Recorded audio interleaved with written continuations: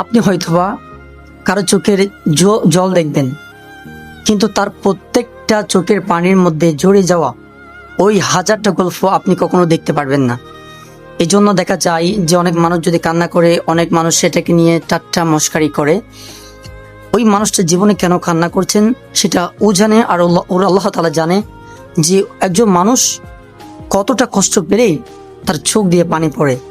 এই জন্য আপনি হয়তো বা ওই মানুষটার চোখের পানির ফোঁটাটা আপনি দেখতে পাবেন, কিন্তু ওনার চোখের পানির ফোঁটার সাথে জড়ে যাওয়া ওনার কত হাজার হাজার স্বপ্ন, ওটা আপনি বুঝতে পারবেন না। এই জন্য কখনো কোনো মানুষের যে চোখের পানি দেখে এটাকে নিয়ে ঠাট্টা মশকরা উপহাস করবেন না।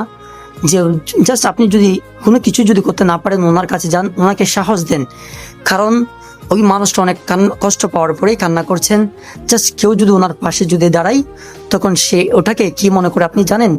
সে ওটাকে ওই জিনিসটা মনে করে একজন বৃদ্ধ মানুষ যখন একটা রাটির উপর হাত রেখে যখন দাঁড়িয়ে পারলে যতটুকু স্বস্তি অনুভব করে, ঠিক তেমনই আপনি যদি কাউকে সাহস দেন, সে যদি একটু করে সাহস পায়, সে ওটাকে বৃদ্ধ বয়সের লাঠির সমতুল্য মনে করে।